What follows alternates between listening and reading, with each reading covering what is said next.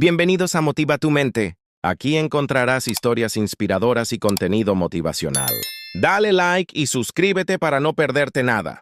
El regreso de Elena a la finca La Sombra, en el corazón de Andalucía, fue como viajar a través de un espejo empañado por el tiempo. 10 años habían pasado desde la última vez que pisó aquella tierra, pero el aroma a jazmín que flotaba en el aire y el murmullo constante de la fuente del patio seguían siendo los mismos. Era una melodía familiar que, sin embargo, ahora sonaba con una nota de melancolía. La finca, con sus paredes encaladas y sus tejas viejas, parecía un guardián silencioso de memorias que ella apenas recordaba. Javier, el cuidador de la finca y un hombre cuya lealtad a la familia era tan antigua como los olivos que rodeaban la propiedad, la recibió con una inclinación de cabeza.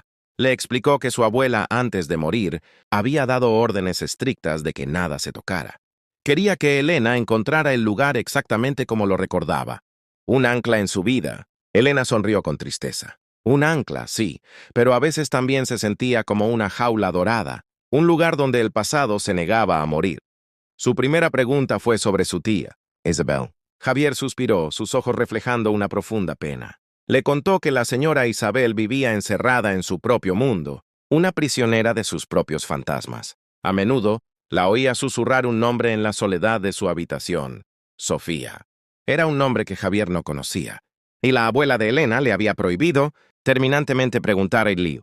Nombre Sofía resonó en la mente de Elena, como una campana lejana. Nunca lo había oído en las historias de su familia. Había venido con la intención de organizar la vasta colección de libros y antigüedades de su abuela, una tarea que ahora le parecía trivial. Sentía que cada objeto, cada sombra en los pasillos, ocultaba una pieza de un rompecabezas que no sabía que existía.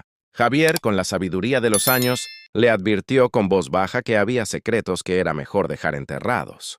La familia, le dijo, había aprendido a proteger sus silencios con la misma ferocidad con la que protegía sus tierras más tarde, mientras paseaba por la plaza del pueblo para escapar de la atmósfera opresiva de la casa. Se encontró con Mateo, amigo de la infancia y ahora un curioso periodista local. La recibió con la calidez exagerada típica de la gente del sur. Mateo bromeó diciendo que pensaba que Elena, con su vida en la gran ciudad, se había olvidado de sus raíces. Ella le aseguró que olvidar aquel lugar era imposible. Mateo, siempre en busca de una buena historia, le preguntó por la finca La Sombra. La llamó una casa de leyendas, un lugar sobre el que siempre había querido escribir. Pero la abuela de Elena había sido una fortaleza impenetrable. Fue entonces cuando Elena, buscando una perspectiva externa, le confió su inquietud. Le habló del extraño comportamiento de su tía, Isabel, y del misterioso nombre que susurraba. Sofía, al oír el nombre, el rostro de Mateo cambió. Le dijo que le sonaba, que estaba conectado a una vieja historia del pueblo, una tragedia de hacía muchos años. Se murmuraba que una joven había desaparecido cerca de las tierras de su familia. La gente hablaba en voz baja, pero el poder y la influencia de su familia habían ahogado cualquier acusación. Nadie se había atrevido a señalar con el dedo. La idea de que una persona hubiera desaparecido y que su familia pudiera estar involucrada dejó a Elena helada. ¿Cómo era posible que hubiera vivido toda su vida en la ignorancia? Mateo, con una mirada seria, le advirtió que tuviera cuidado. Hay verdades, le dijo, que manchan la sangre y que, una vez descubiertas, no se pueden limpiar. Con una nueva y oscura determinación, Elena regresó a la finca. Fue directamente a la habitación de su tía Isabel, un santuario oscuro que olía a lavanda seca y a tristeza. Sin rodeos, le preguntó quién era Sofía. Los ojos de Isabel se llenaron de un terror antiguo, como si Elena hubiera invocado a un fantasma. Le rogó en un susurro que no pronunciara ese nombre, que las paredes oían y que ella nunca se había ido del todo. Elena, confundida y asustada, insistió. Le contó lo que Mateo le había dicho sobre una desaparición. Fue entonces cuando la frágil compostura de Isabel se rompió. Con la voz quebrada, le confesó la verdad que la había atormentado durante décadas. Sofía no había desaparecido. La habían silenciado, y no era una extraña. Era la hermana gemela de la madre de Elena, su propia tía. La revelación golpeó a Elena con la fuerza de un rayo. ¡Imposible! Conocía a cada miembro de su árbol genealógico, Isabel continuó, desvelando la dolorosa historia. Sofía había nacido diferente, en una época en que la diferencia era una vergüenza que debía ocultarse. La familia la había escondido del mundo en esa misma casa, pero Sofía era un espíritu libre, indomable, y no soportaba el encierro. Una noche, durante la feria del pueblo, intentó escapar para probar por una vez la libertad. Su abuela, la matriarca de la familia, la detuvo. Hubo una discusión terrible, un forcejeo en la oscuridad, y luego, un accidente fatal. Mientras Elena intentaba procesar la horrible verdad, Javier entró en la habitación.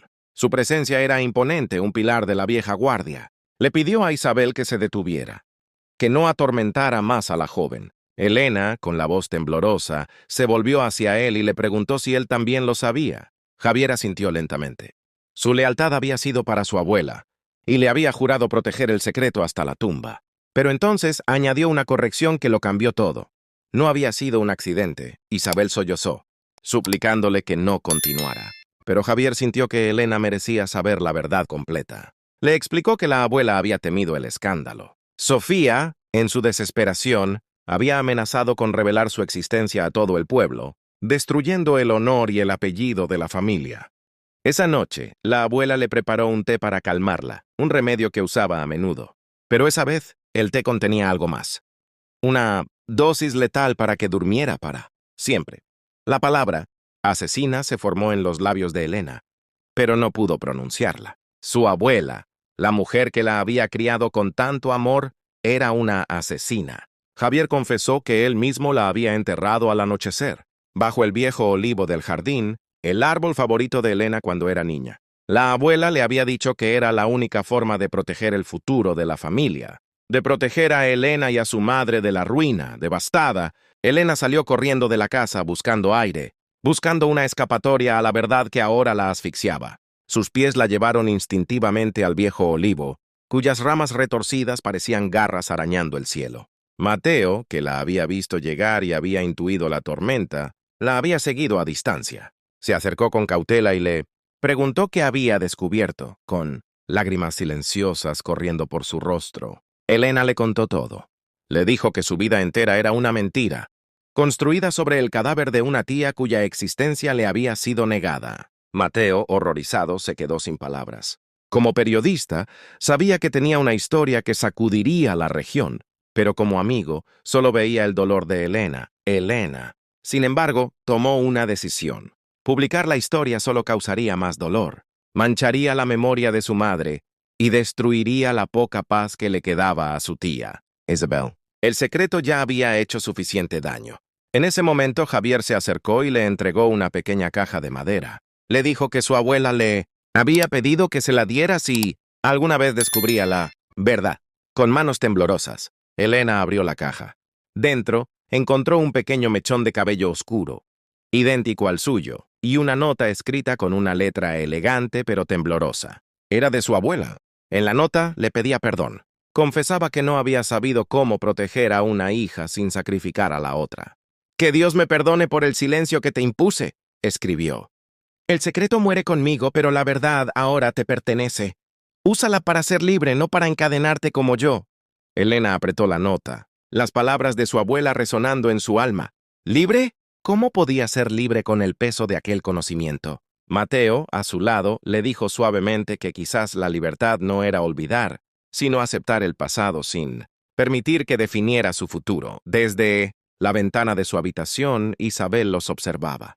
Con una voz sorprendentemente clara, gritó que su abuela la había querido más que a nada en el mundo, y que por eso lo había hecho, por ella. Elena levantó la vista y comprendió la verdad más profunda y dolorosa de todas. El acto de su abuela no nació de la maldad, sino de un amor desesperado y retorcido, un amor que eligió proteger. A un hijo destruyendo a otro, el sol de Andalucía comenzó a ponerse, tiñendo el cielo de naranja y púrpura y proyectando largas sombras que parecían nacer del propio nombre de la finca. El secreto ya no estaba oculto, pero su peso había pasado a una nueva generación. Javier se acercó y le preguntó qué deseaba hacer. Elena miró el olivo, la casa y el cielo. «Por ahora nada», respondió con una calma recién encontrada.